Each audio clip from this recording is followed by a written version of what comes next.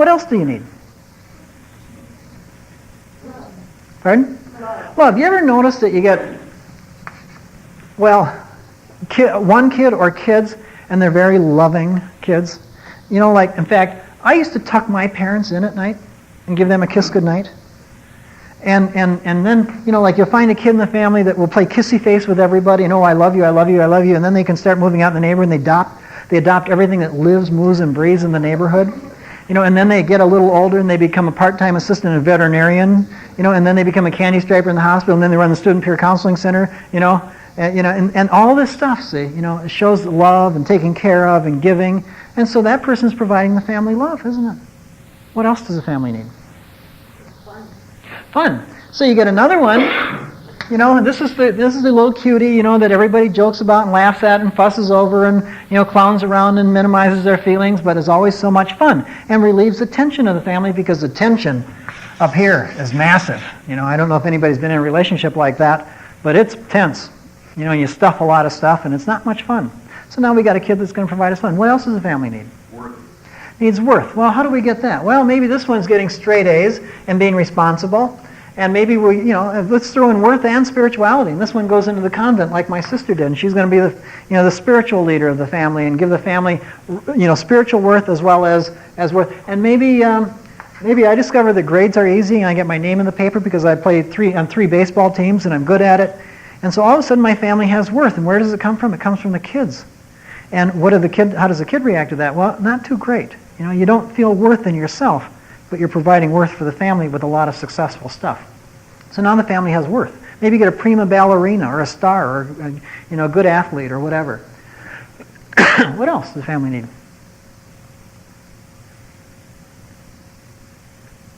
A release valve or scapegoat. Yes. See, all this stuff, this is dangerous stuff. When this explodes, the system's destroyed. And systems don't like to destroy. They like to maintain themselves as long as possible. So all this pain and anger and tension, if we could only roll this up over in the system and land it down here, maybe this person, maybe this is the bad kid. This is the one that breaks every window in the 30-block radius that the sister's adopting everything in. And this is the one thing that mom and dad can agree on. There's something wrong with that kid, or that kid's a little bastard, and it helps bring their marriage together. And then they can focus the anger and the rage, on the kid. And then what does the kid believe about all that? Well, the kid is breaking windows. They believe that mom and dad are sincerely trying to help them not break windows anymore. And that they really are bad. And that they deserve what they're getting. They internalize the feelings of the relationship and the pain and the anger in the family. It becomes about them. And that's the scapegoat, the sacrificial lamb of the family. And oftentimes, again, the family service provider. Sometimes sometimes it'll be the sick one or the odd one or the crazy one that'll get a lot of the focus of the attention. All right, what else does the family need? Security. Okay, my sister got a job when she was 9 years old. And she saved every penny that she made at this root beer stand until she was 13. And then she came home, she bought the family sofa, and it was a bed that pulled out, so we had an extra bed. So she became one of the providers in the family.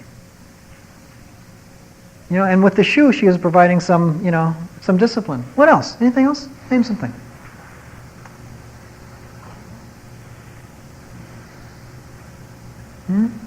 Security.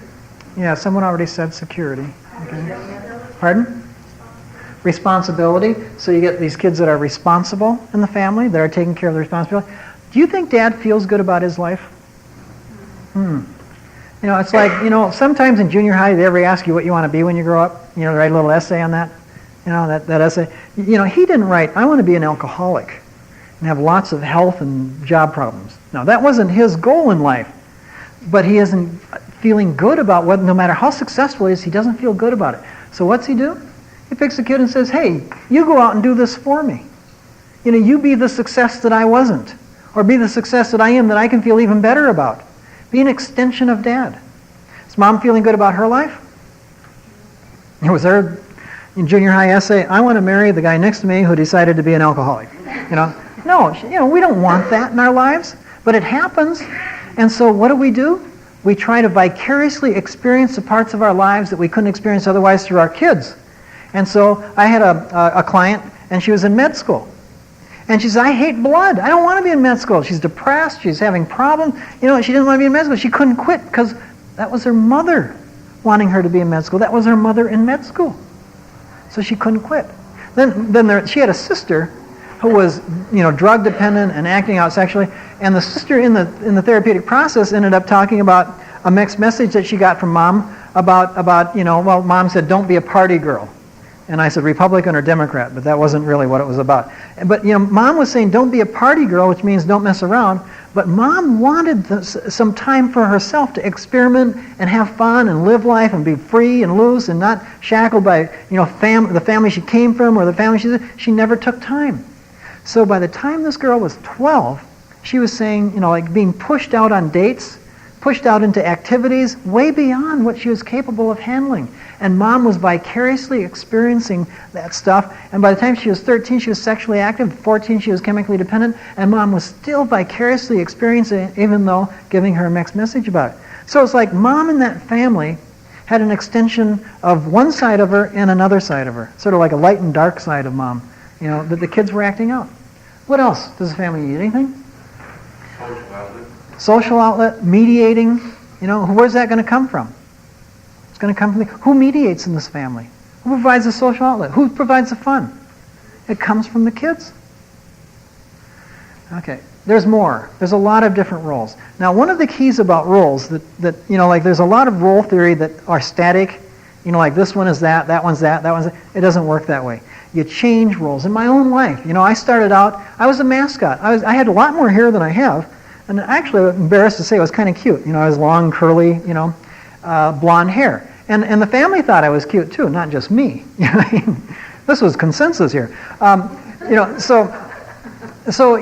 I got fussed over a lot. And I was clowning around and joking around, And, of course, what I was doing was minimizing my feelings and my pain and what was going on in the family, taking care of that family system. But then my younger brother came along, and I couldn't compete with a 0-year-older. I didn't think he was as cute as me, but, the family fussed over him more, so I lost my job. I spent 2 years without a job. I was a lost child.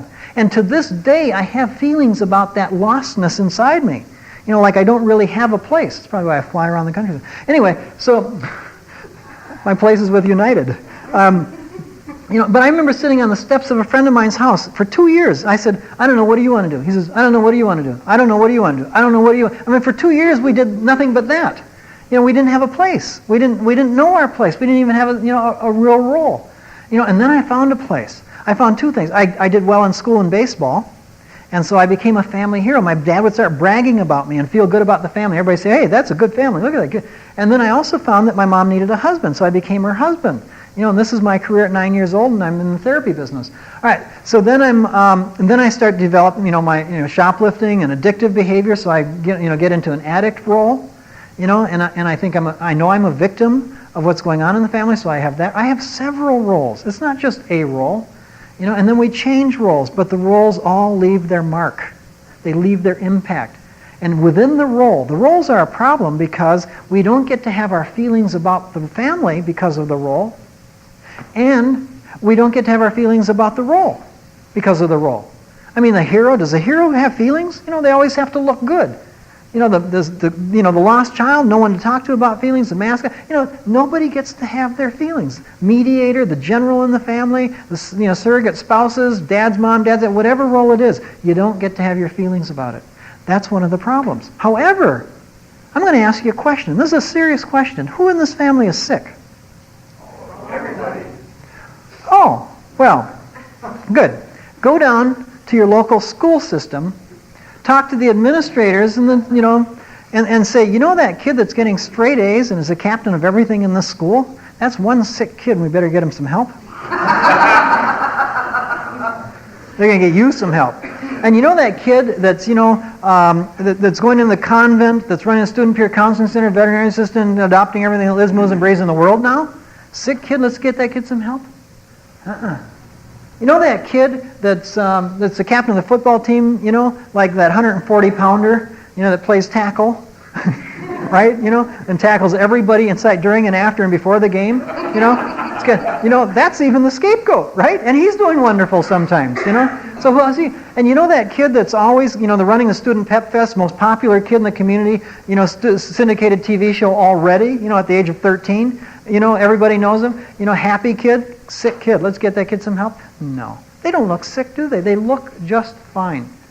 So who's going to get help? Well, maybe if that scapegoat gets into drugs or breaks the school's windows, they're going to get some help, and we'll spend $8 million on that kid this year, right? But the rest of them, they're fine. Who's going to commit suicide in this family? Who's set up to commit suicide? A student? Anybody else? What if my mom has a death wish and I get bonded with her? Am I ripe for it? Well, what if my sister, who's spiritual, but has a spiritual crisis in her life because Dad's the most important person in her life and he's an alcoholic? Is she set up to do it? What if the clown with the happy face starts to have pain? What do they do with the pain? Any one of them. That's why suicide is the second leading cause of death among adolescents. Any one of them. Because none of them are dealing with their reality. None of them are children. Every one of these is a role reversal, isn't it? None of this is about being a child. In healthy families, we have roles. In sick families, we have dysfunctional roles. But why worry about it? They're doing so good. Really. The most successful kids in the schools are often these kids.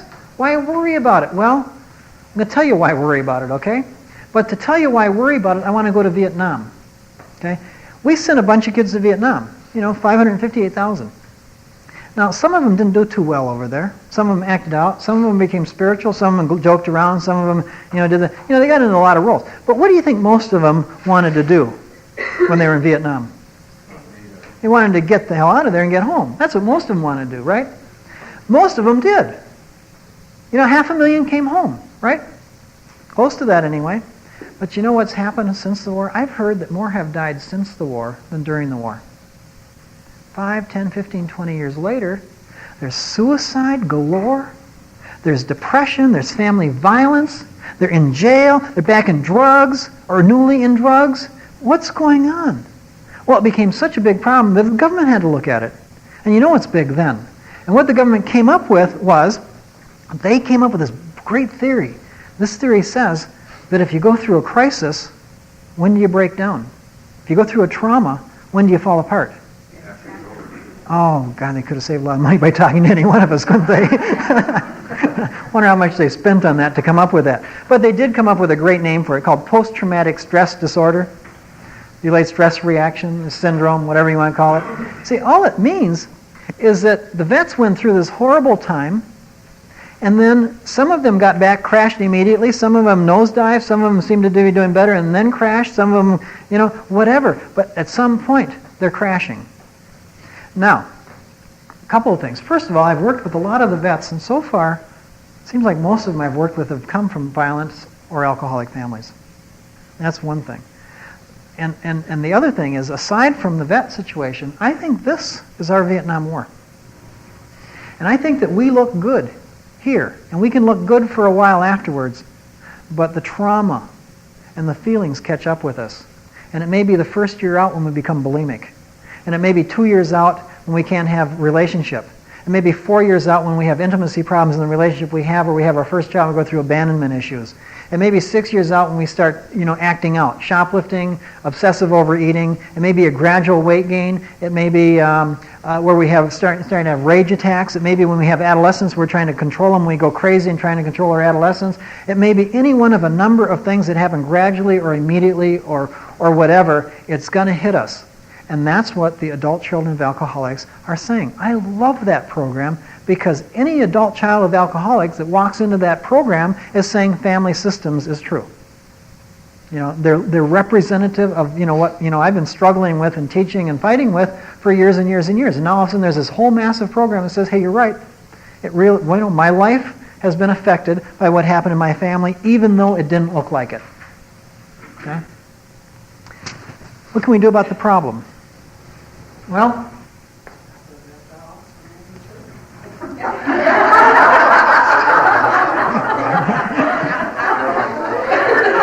there's something about alcohol and sterility that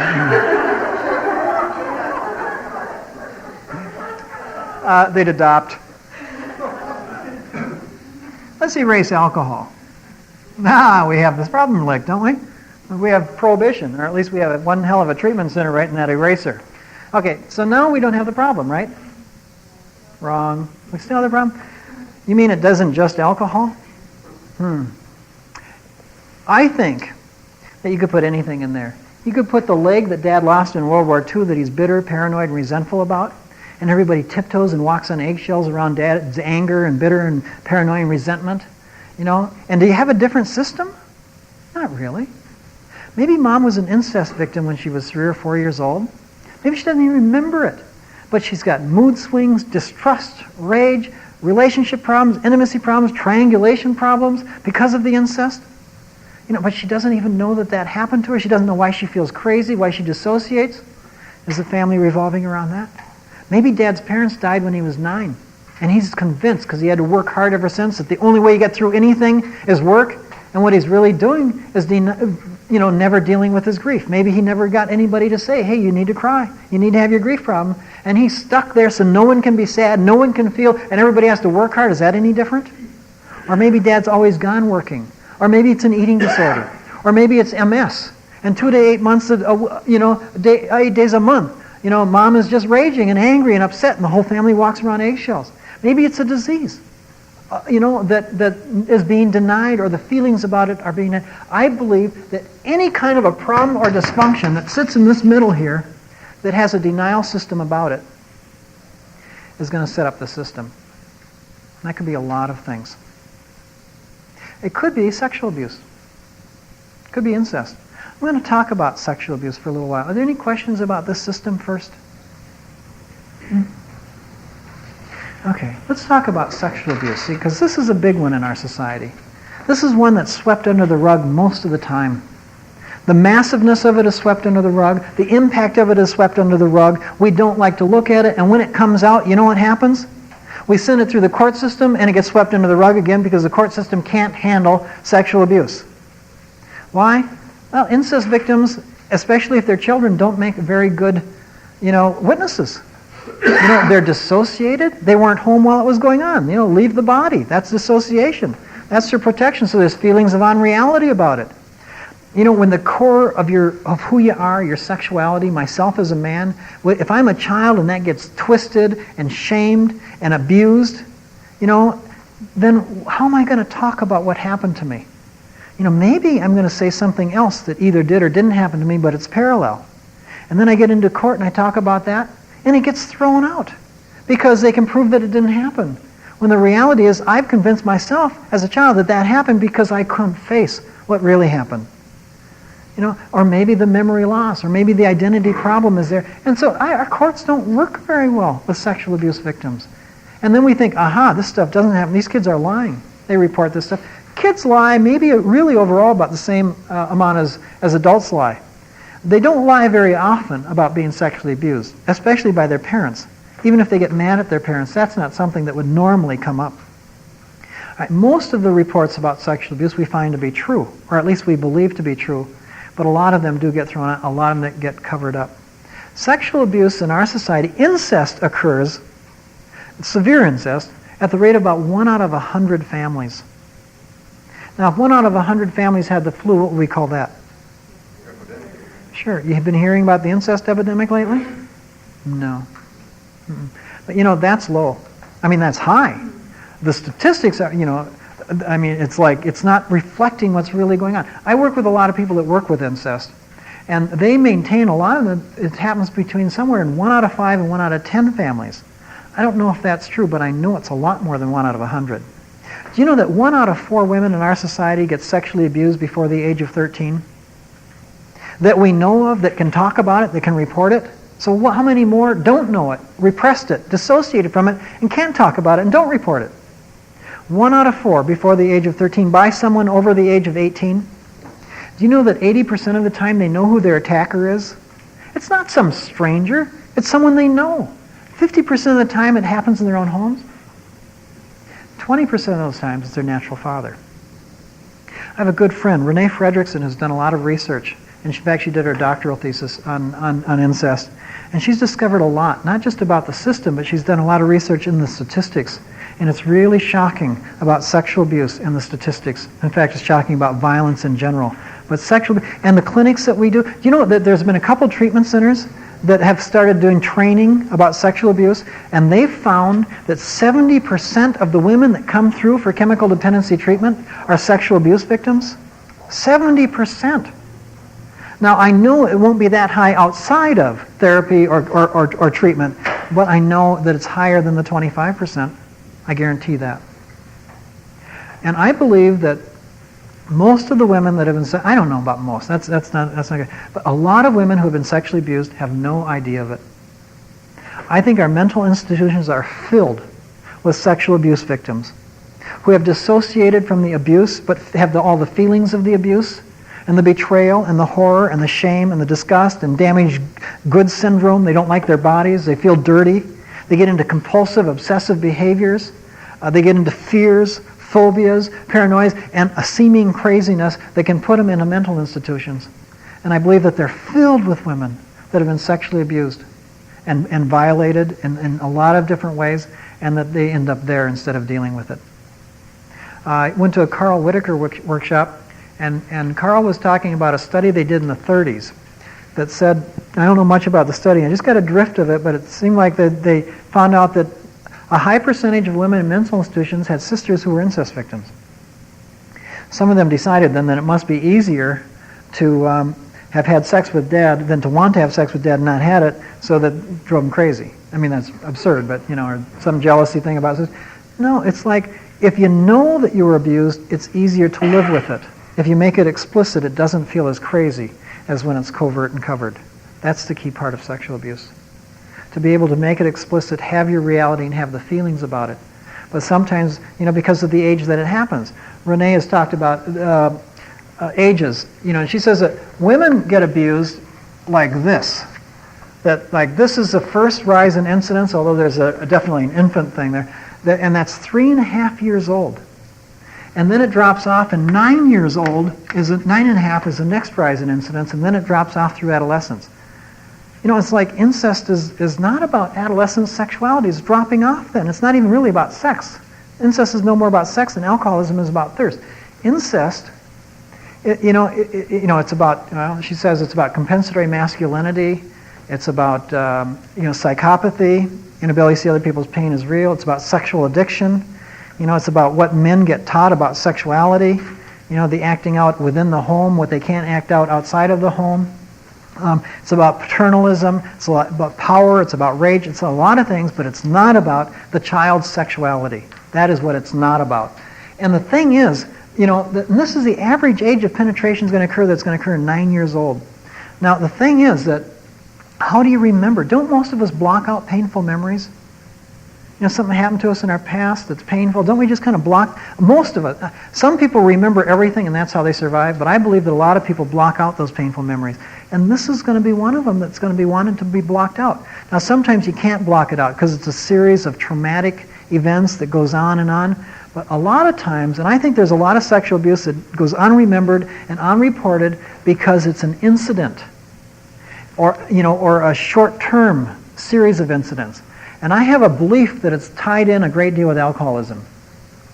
There's a lot, we've done some study on sex addiction, and we found out that a great number of sex addicts are alcoholics. I don't know if it goes the other way. If a great number of alcoholics are sex addicts, but, because we've only been working with sex addiction for a short time.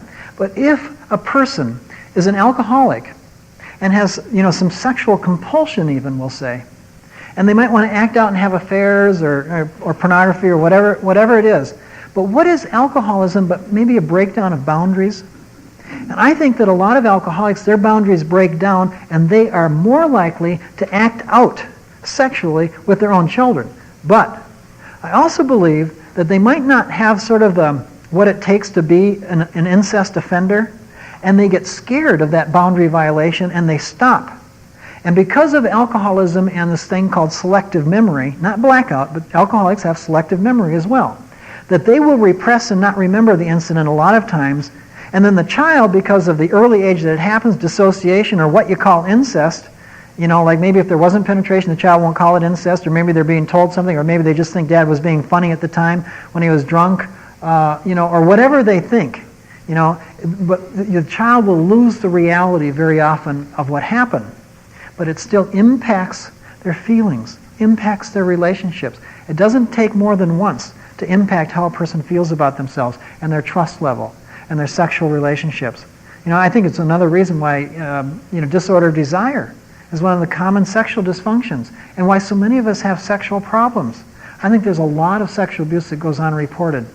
And sometimes, like, what is sexual abuse? Like a wet kiss, being massaged sexually, where you're not told it's a sexual massage, not where you're not told. It's sexual abuse if you are told, but you don't know it. You start to question it. Being exposed to, being leered at, sexual jokes made about you. Is that sexual abuse, sexual shaming, sexual innuendo? I think incest occurs at different levels, too. There's the physical, and then there's the overt acted out, and then there's the covert stuff, and then there's that emotional incest. It's about the bonding, which is also sexual. Any bonding in families is sexual, because any relationship we have is sexual because we're sexual beings. And there's in a parent-child bonding, a lot of times that sexuality gets acted out more by the child, even when it's denied by the parent. I'll talk a little bit more about that in the next part. All right, so we don't know that it's happened, but it's controlling our life. It's controlling our feelings. It's controlling our trust level.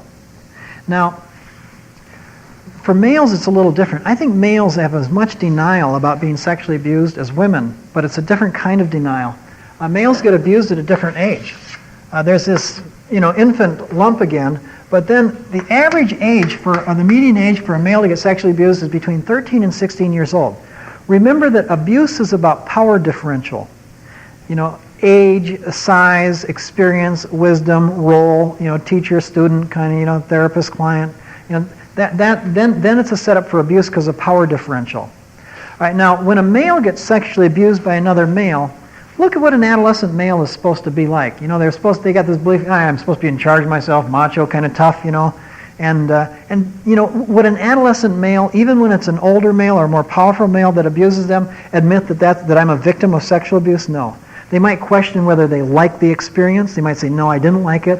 Or they might decide they did like it and wonder why and worry about their sexuality. So they might get into a repetition compulsion of the event and be acting out with males a lot from then on. Or they might act out more with women to prove that they're not gay. But whatever they do with it or however they repress it, they still don't see that it's about, being a victim. If it's a woman that sexually abuses, an adolescent male, in our society, I think we generally call that a red hot good deal. And I call it the summer of 42 syndrome, and that it's, that's wonderful if you can get initiated, and it's not. It's abuse. These young males adolescent males cannot handle the experience. It sets up shame and fear, and sets up that repetition compulsion. It sets up a lot of sexual issues for them. Sometimes inadequacies, and sometimes sexual compulsivities, but it's not. In fact, there's a whole series of movies. I think I got the impression from watching some of the commercials about movies like Class, Private Lessons, My Tutor. A lot of movies teach your students where it really is male sexual abuse.